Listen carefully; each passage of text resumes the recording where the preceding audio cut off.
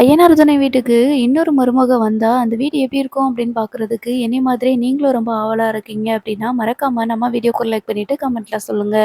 இப்போ நம்ம சந்தாவுக்கு வந்துட்டு சாரி எடுக்கலாம் அப்படின்னு சொல்லிட்டு கூட்டிட்டு போறாங்க. அப்போ வீட்ல இருக்கவங்க எல்லாருமே வந்து ரொம்ப ஹாப்பியா தான் இருக்கிறாங்க. எல்லாருக்குமே ஜவுளியும் வாங்கியாச்சு, பத்திரிக்கையும் அடிச்சாச்சு.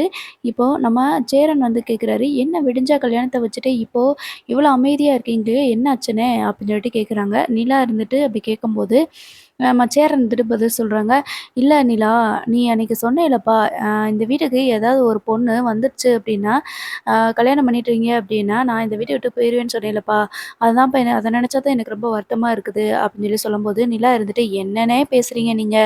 அப்படிலாம் நான் போமாட்டேனே" அப்படின்னு சொல்றாங்க. "இல்லப்பா நீ தானப்பா அப்படி சொன்ன. இந்த வீட்டுக்கு சந்தா இல்லன்னா வானதி கல்யாணம் பண்ணிட்டு வந்துட்டாங்கன்னா, இந்த வீட்ட விட்டு நான் போயிருவேன்." அப்படின்ற மாதிரி சொன்னேல்லப்பா. "நீ இந்த வீட்ல தான் இருக்கணும். நீ இந்த வீட்ல இருக்கணும் அப்படின்றதுக்கு நான் கல்யாணம் கூட பண்ணாம இருந்துக்கிருவேன்ப்பா. அதான்ப்பா மனசு கஷ்டமா இருக்கு." அப்படின்னு சொல்லும்போது, "இனிமே இந்த வீட்ட விட்டு போகணும்னு நான் நெனைக்கவே மாட்டேனே. உங்கள விட்டு, இந்த வீட்ட விட்டு, அப்புறம் நம்ம சோழன விட்டு நான் எப்படிண்ணே போவேன்?" அப்படின்ற மாதிரி சொல்லும்போது, சோழனுக்கு அப்படியே சந்தோஷம் தாங்க முடியல. பரவால்ல நம்ம ஆளு நமக்காக மாறிட்டா அப்படின்னு சொல்லிட்டு ரொம்ப சந்தோஷப்படுறாங்க. அப்போ நிலா இருந்துட்டு, "இனிமே இந்த வீட்ட விட்டு போணும் அப்படின்ற பேச்சே எடுக்க மாட்டேன். இந்த குடும்பத்தில நானும் ஒருத்தி."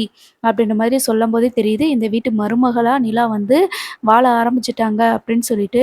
ஸோ ரொம்ப ஹாப்பியா, சந்தோஷமா எல்லாருமே என்ஜாய் பண்ணிட்டு இந்த கல்யாணத்த எதிர்பார்த்து காத்துட்ருக்குறோம். ஐயனார் துணை குடும்பம் மட்டும் கிடையாது, நம்மளும் தான் காத்துட்ருக்கோம். நல்லபடியா எந்த ஒரு ட்விஸ்ட் வைக்காம சந்தாவ கல்யாணம் பண்ணா நல்லாயிருக்கும். பட் சில பிடிஎஸ் வந்துட்டு பண்றது காட்டுனது என்னது அப்படின்னா, கல்யாணம் ஆகாம எல்லாருமே எழுந்திரிச்சு போற மாதிரி இருக்கும். பட் ஆனா, அ கண்டிப்பா நம்ம சந்தா வந்துருவாங்க.